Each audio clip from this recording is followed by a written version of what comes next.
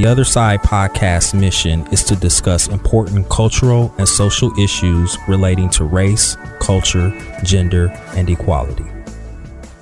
Welcome to the very first The Other Side podcast. I'm your host, Scot Kirk, a web producer here at the Columbus Dispatch, and I'm joined by my co-host and colleague and partner in crime, Lucas Sullivan, who is a projects and investigations reporter here at the Dispatch. It's cool, man. We're getting this off the ground. I know, man. We've been talking about it for a long time. Talking about it for a long time. Now the day is here. Right. And what we hope to do with the Other Side podcast is to have candid and thoughtful discussion on topics that are related to equality, gender, race, and community. And we won't be afraid to push boundaries and at times talk about subjects that make people uncomfortable. But of course, we plan to have fun too. And we'll be talking about pop culture topics and what's going on in the entertainment industry. So I think you'll like what we have planned. While you're hearing us is we've had a lot of conversations with people outside in the community and internally about how we cover issues of minorities in the city and issues involving women in the city. And so this is an attempt by us to try to address those, it's fair to call them concerns that, maybe we don't pay enough attention to that as a newspaper. So one of the things that you and I've had a lot of conversations about is the opioid epidemic, which is ravaging the country, and especially here in Ohio and especially here in Columbus. The Dispatch has covered this subject a lot in various different ways in terms of, medical practitioners, what state legislators are doing, local officials are doing. And once again, I'm 38. So I grew up in the 80s. I saw the crack epidemic. I saw how that epidemic was portrayed, how it was handled by the nation, how it was for many African Americans, it was used as a means to criminalize. I mean, it was criminalized, basically. I think for a lot of African Americans, they're somewhat taken aback by the difference in the way that this epidemic has been handled versus the crack epidemic. Let me just say this before anybody loses their mind. I have not met a black person yet that is not empathetic to anyone who's suffering from drug abuse or drug addiction. I think as a society, everybody wants to tackle this problem. But I do think that for a lot of African Americans, they see what's happening. It just brings up feelings of why it's being handled differently. It's a top-down view, right? It's like how the media and the government is tackling the issues so differently. Absolutely. It's treated as a medical problem. It seems like with crack, it was stay off of drugs, tough on crime. The face of the crack epidemic was a young black man, right? Absolutely. And the face of the opioid epidemic is young white kids, and how, this became an alarming thing when it started to be pervasive in the suburbs. And, you had white collar people getting hooked on it. We've seen so many images of white parents passed out in cars or in public spaces. And so you're right. And like you said, we were kids during the crack epidemic, largely. Like I was, barely a teenager toward the back half of the crack epidemic. But you're right. The mantra back then was crack down, lock up, let's get tougher on crime. And I've heard some of the same things that you've heard from people I talk to in the black community.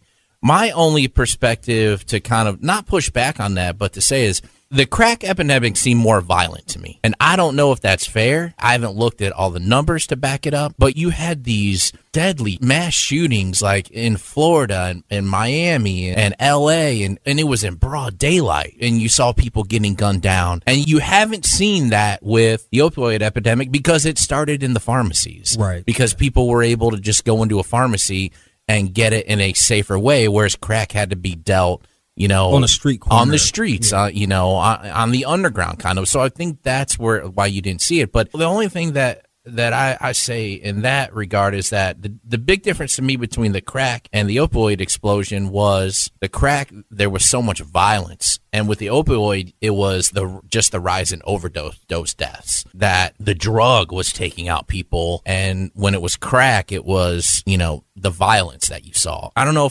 if that's a fair argument to make, but it just seems like there are some differences a little bit. Actually, yeah. I saw some research that basically, one, crime in general is down. It's at lower levels than it was in the 80s. So that overall plays into it. But I think you're right. I think it's the nature of the type of drug. Plus, we live in a time where with cell phones and social media, you could just text your dealer or whoever. You don't actually need to drive into a bad neighborhood and approach somebody on the street corner. And then when you have competing drug turfs and so I think there's a lot of reasons why probably there was more violence then than now. And that I'm sure that plays into the stigma. It is correct, though, that as far as how the media has tackled these two epidemics, it's been drastically different. And I think that that's a fair criticism to talk about. The coverage has been more empathetic, I think. But again, I wasn't reading every newspaper and watching every TV show back then, so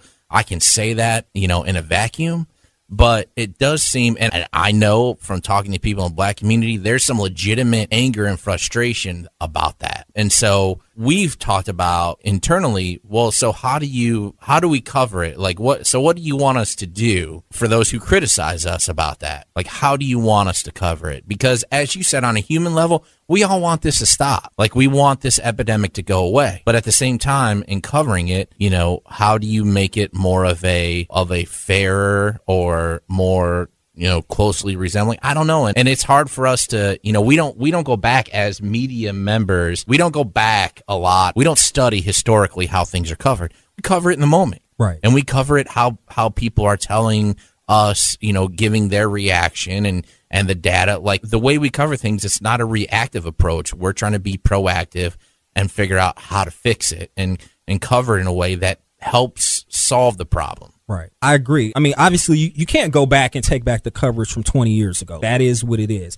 I think that for a lot of African Americans, I think the hope is that the next time that there's another drug epidemic, which, hopefully there won't be, but that's certainly a possibility. And maybe the next time that epidemic affects the African American community more so than suburban white America, that the same empathetic, sympathetic attitude that's being taken now is extended to African Americans the next go round, if there, God forbid, there is a next go round. So I think for a lot of African Americans, yes, it brings up feelings of like you said, anger and some other things. But I think for a lot of people, their thing is that just going forward, that the treatment and the approach and the way it's handled is the same. So sure. if that's what we're doing now, if we're treating drug addiction and drug abuse as a sickness that society needs to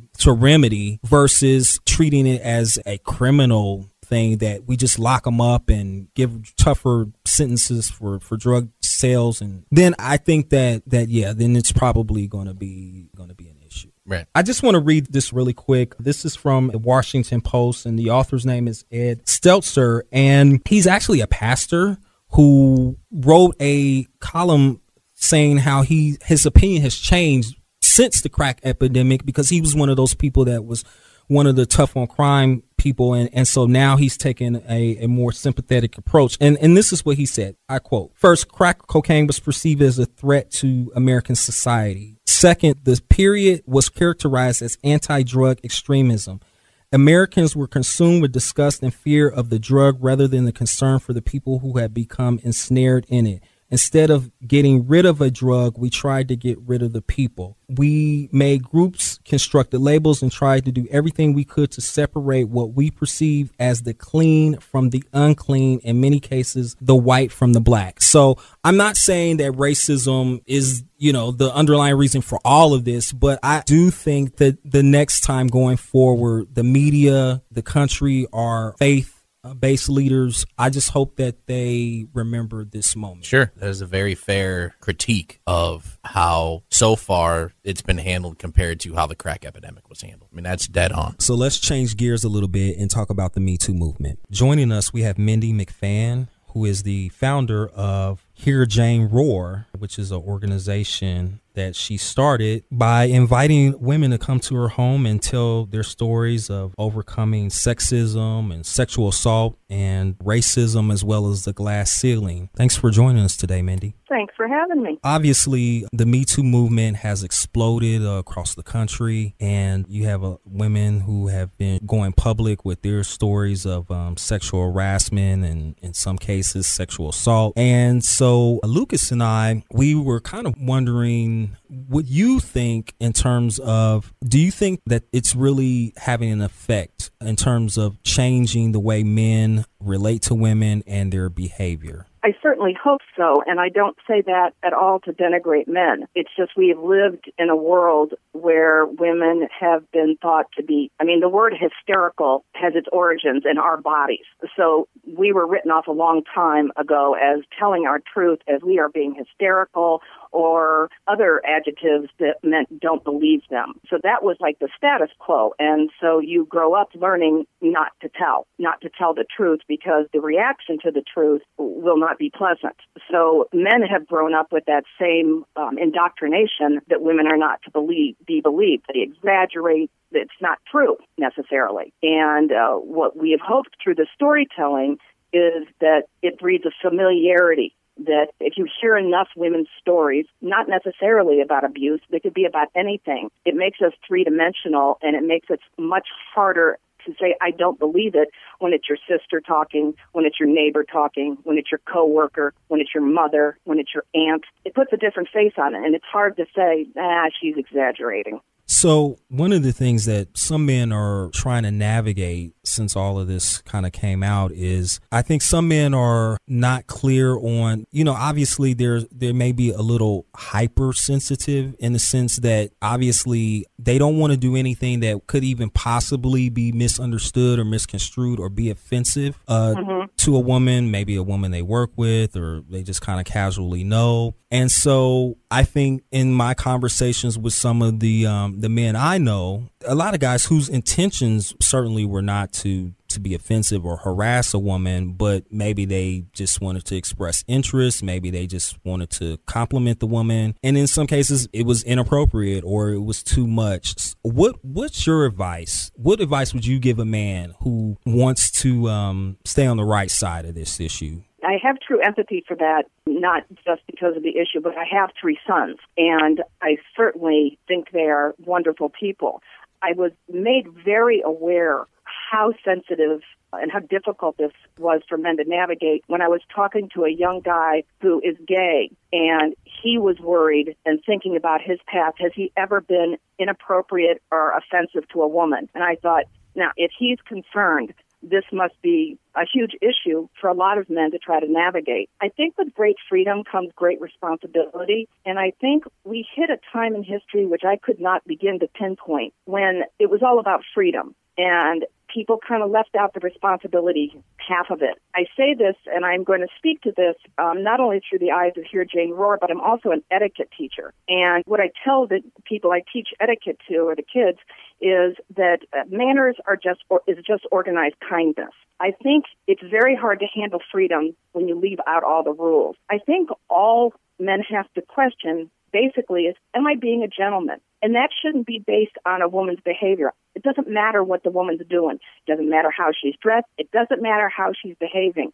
It shouldn't be a reactive behavior. It should be a man wakes up every morning and says to himself, I'm going to be a gentleman. A gentleman has these rules. Very easy to find out. You could Google it real easily and find out what that means if your parents weren't able to teach you those rules. But you have to wake up and say, I'm going to be a gentleman, and it's not dependent on what a woman does. I think so often men's behavior has been reflective. Well, if she does this, then I can do that. If she behaves this way, then I can do that. And I think you have to separate those two things, that there are going to be women who behave well and women who do not behave well. And that shouldn't decide your behavior. You have to decide whether you're going to be a gentleman or not. Is it a general rule of thumb for men, though? Like, should we just stay away from comments about women's appearance in the workplace, especially? You know, even if you get a haircut, even saying things of like, oh, your hair looks really nice, or, you know, oh, it makes your face, it brings out your, like, should we just stay away from all that kind of commenting? Well, I talk about in my etiquette class is that the personal statements and personal comments about people any more than you would go up to a woman and say, are you pregnant, or why don't you have children? Those are personal things. Mm-hmm.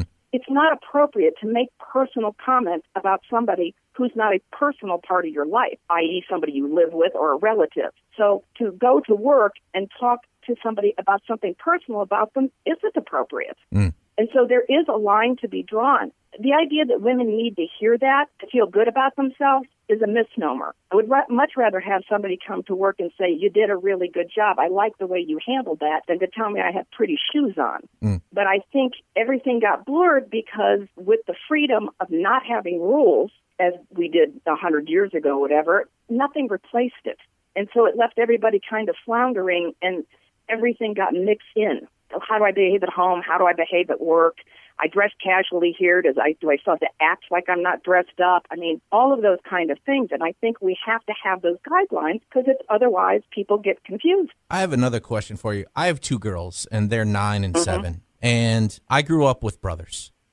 So it was a male. I remember asking my mom when I started seriously dating my wife, and she was into things that I didn't know about, certain types of purses, certain types of shoes. And I remember going to my mom and saying, Mom, how come you never asked for that kind of stuff growing up? She goes, I grew up around boys all the time. Like I was out playing Tonka trucks. And so why would I wear nicer shoes when I'm out doing that stuff? So it's all about perspective. I get it. But the one time where I stopped and said, okay, wait a second, I think this has gone too far was I made the comment of, in talking about women's issues and empowering women, I said, as the father of daughters. And my wife jumped me for that. Yes. And she goes, you don't need to be a father of daughters to relate or have empathy for something or just be a decent human being. But for me, I kind of pushed back. I pushed back in the way I defended you, by the way. A way I could push back, and I said, I'm not trying to sound like that. All I'm saying is this issue is important to me because I am a father of daughters. And that's where I was coming from. But she still looked at me like I was an old dumb white guy. Wow, that low, huh? Well, I mean, she was on a rant that day. We had a conversation about it. Yeah, so I'm just wondering your thoughts. Like, should I just eliminate that phrase from my vocabulary? I think that intention matters, what your intention was. I think women have to be empathetic to how scary this subject is for men, in particular fathers. It's a terrifying thought. If you have grown up as a man and you have been in locker rooms and been in situations where you have seen men behaving badly, and it's all abstract until your daughter walks in the door, and then it gets real scary. It gets real. Yes, that is the kind of thing. It's when I say in my least sympathetic moments, when all the things about Harvey Weinstein, all these things started coming out, I'm ashamed to say I was kind of enjoying the idea that there were men out there who hadn't been caught yet and that they were terrified their number was up next. And I was enjoying the fact that they got to be afraid the way we've had to be afraid since the beginning of time in so many situations. So I am empathetic. I have a daughter. I know how my husband feels. It's a scary thought.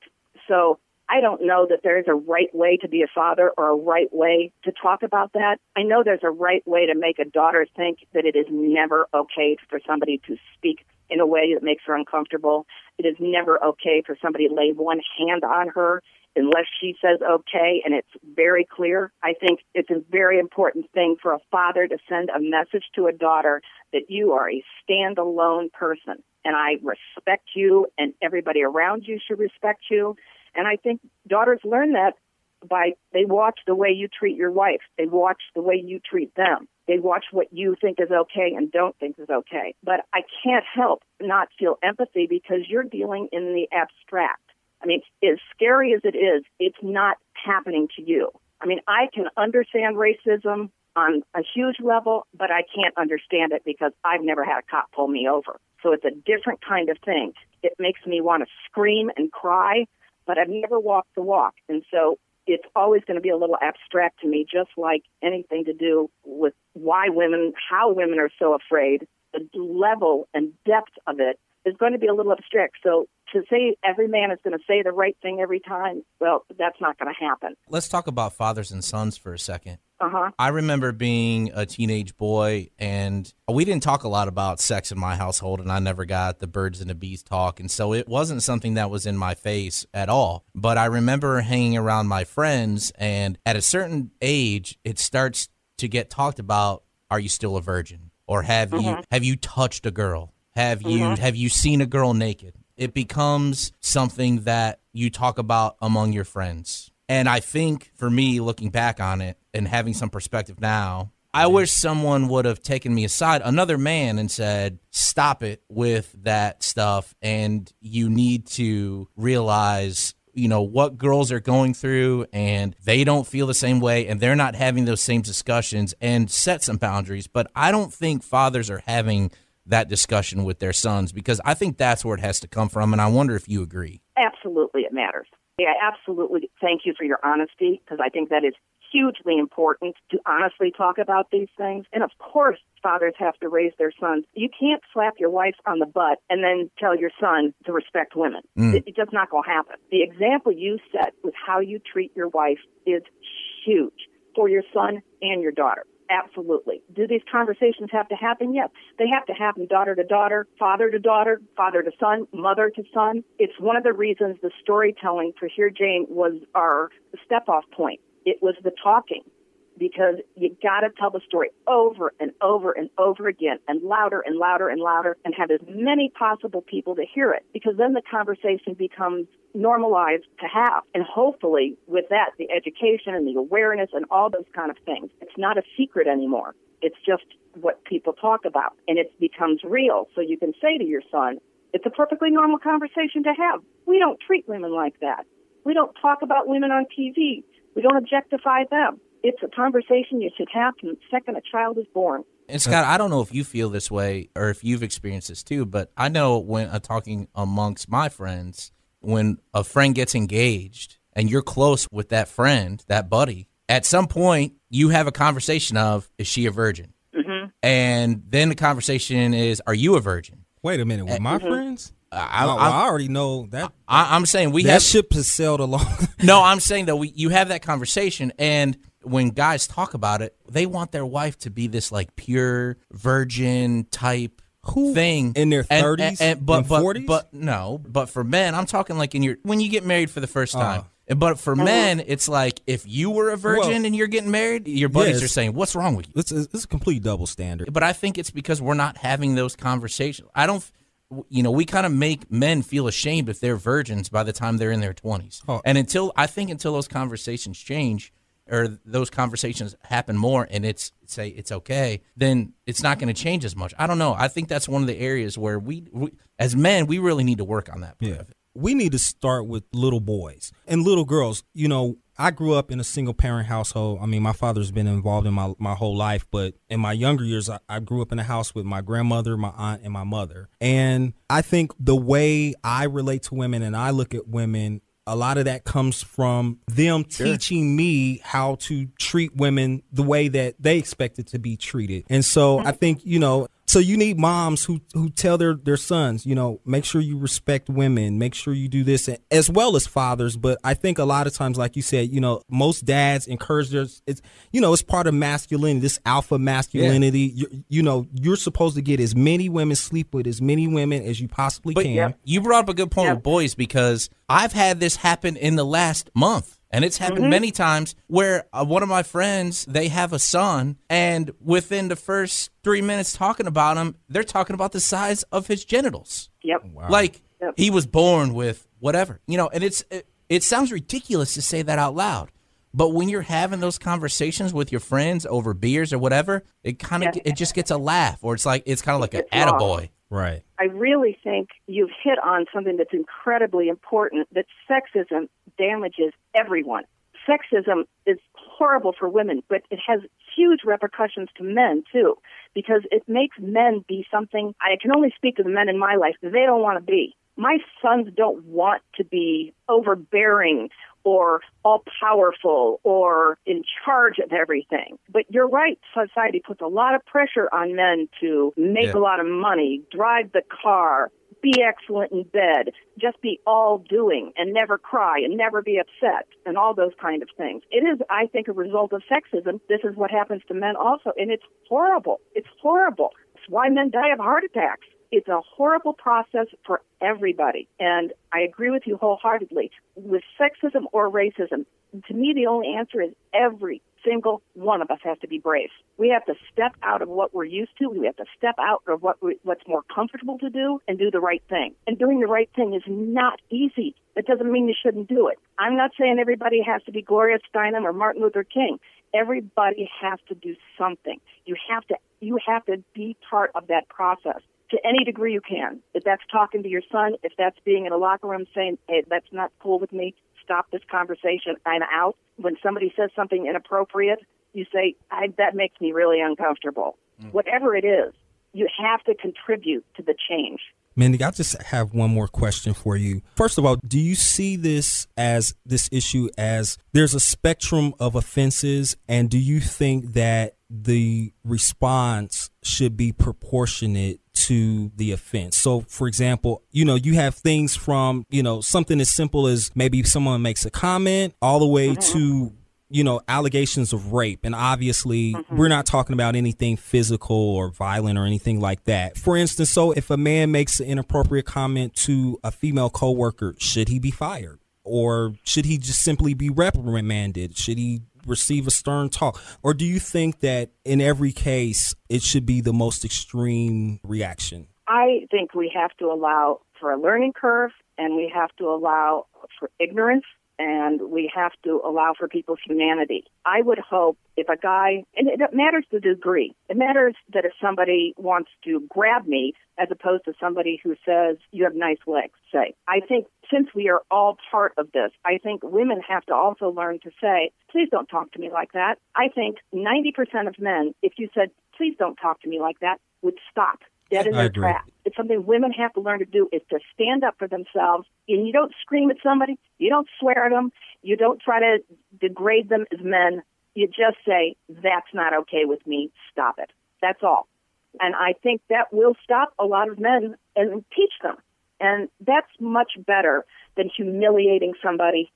Humiliation makes people angry, and it makes them lash out. So if you can find a way to let somebody retain their dignity while retaining yours, I would say that would be the best course of action. We can't fire everybody. To say we're going to fire everybody that's a sexist or racist, there's only going to be 2 people left working in this world. So we've got to find a way to undo all this crap without lopping off everybody's head, for trying to be kind, trying to come together. I mean, it's the only answer. I don't want to be in a war, but that's a ludicrous way for me to solve a problem. How can I do this and make everybody, I love the, how do you have an argument and everybody comes out whole? I would like everybody to come out whole as much as possible. So I've got to stand up for myself. I've got to be brave. I've got to call people on things. I have to inform people. And other people have to go to jail. I mean, if you do something criminal, you're out of luck. I agree. But short of that, I think education, we are in a point of educating. And I love men. I love the men in my life dearly. And I don't want them to be afraid to make a mistake. I want them to know if they make a mistake, somebody will say no. And they'll go, oh, I get it. That was so, what was I thinking? Stop, take a breath, and redo. Because I'm not perfect. Thank you. Yes. So once again, thank you, Mindy McFann of Hear Jane Roar. And I'm sure we'll have you on again in the future. Thank you so much. You have a good afternoon. You too, Thank you. All right. Anything else? No, man, this was good. Thank you for tuning in. Thanks for joining us. We hope to have many more episodes of this podcast in the future, and we'll have very interesting guests, stimulating conversation. At some point, we'll probably get some social media accounts going so you guys can send us your questions and feedback, and we can just make the show even better. In the meantime, I believe all of the stories that we talked about today you can find on the Columbus Dispatch website at dispatch.com. You can also find Lucas's amazing work, and you can also get in contact with him there. Until the next time, thanks for joining us.